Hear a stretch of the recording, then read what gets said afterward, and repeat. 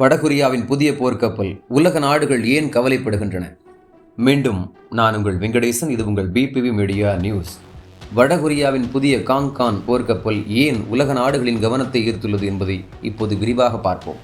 இந்த 5000 டன் எடை கொண்ட டெஸ்ட்ராயர் வகை போர்க்கப்பல் வடகொரிய கடற்படையில் இதுவரை உருவாக்கப்பட்ட மிக நவீன போர்க்கப்பல்களில் ஒன்றாக கருதப்படுகிறது.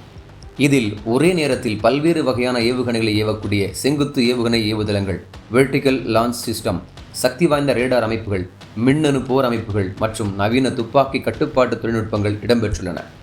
சமீபத்தில் நடைபெற்ற கடல் சோதனையில் கப்பலின் பிரதான பீரங்கி, தானியங்கி பீரங்கிகள், வான்வழி பாதுகாப்பு அமைப்புகள், மின்னணு போர்க்கருவிகள் மற்றும் இலக்கை கண்டறியும் அமைப்புகள் அனைத்தும் மிகவும் வெற்றிகரமாக சோதிக்கப்பட்டதாக வடகொரிய அரசு ஊடகம் தெரிவித்துள்ளது.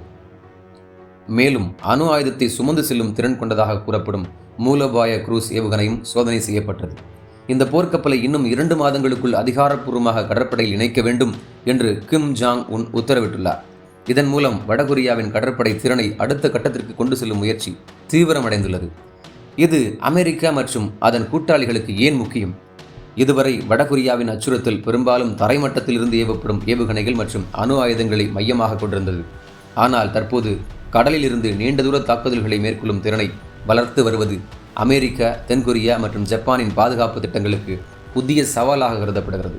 கடற்படையில் அணு ஆயுத திறனை இணைப்பது எதிரியின் கண்காணிப்பை தவிர்த்து பல்வேறு திசைகளிலிருந்து தாக்குதல் நடத்தும் வாய்ப்பை உருவாக்கும் என பாதுகாப்பு ஆய்வாளர்கள் கூறுகின்றனர். அதே நேரத்தில் இந்த கப்பல்களின் உண்மையான போர் திறன் குறித்து சுயாதீன நிபுணர்கள் இன்னும் எச்சரிக்கையுடன் மதிப்பீடு செய்து வருகின்றனர். மேலும் அடுத்த 5 ஆண்டுகளில் ஆண்டுக்கு 2 என 5000 டன் போர்க்கப்பல்களையும் எதிர்காலத்தில் 10,000 டன் திறன் கொண்ட மிகப்பெரிய போர்க்கப்பல்களையும் உருவாக்கும் திட்டத்தை கிம் ஜாங் உன் அறிவித்துள்ளார். இது வடகொரியாவின் கடற்படை விரிவாக்க திட்டம் மிகவும் தீவிரமாக நடைபெறுவதை காட்டுகிறது. இந்நிலையில் வடகொரியா மற்றும் ரஷ்யாவிற்கு இடையேயான பாதுகாப்பு ஒத்துழைப்பு அதிகரித்து வருவதால் இந்த புதிய கப்பல்களின் தொழில்நுட்ப வளர்ச்சியில் ரஷ்யாவின் உதவி இருந்திருக்கலாம் என்ற சந்தேகத்தை சில ஆய்வாளர்கள் முன்வைக்கின்றனர். ஆனால் இதற்கான உறுதியான சுயாதீன ஆதாரம் இதுவரை வெளியாகவில்லை. அடுத்த பகுதியில் இந்த ஆய்வு சோதனைக்கு உலக நாடுகள் அளித்துள்ள எதிர்வினைகள், ஆசியாவில் உருவாகும் புதிய பாதுகாப்பு சூழல் மற்றும் எதிர்காலத்தில் என்ன நடக்கலாம் என்பதை பார்ப்போம்.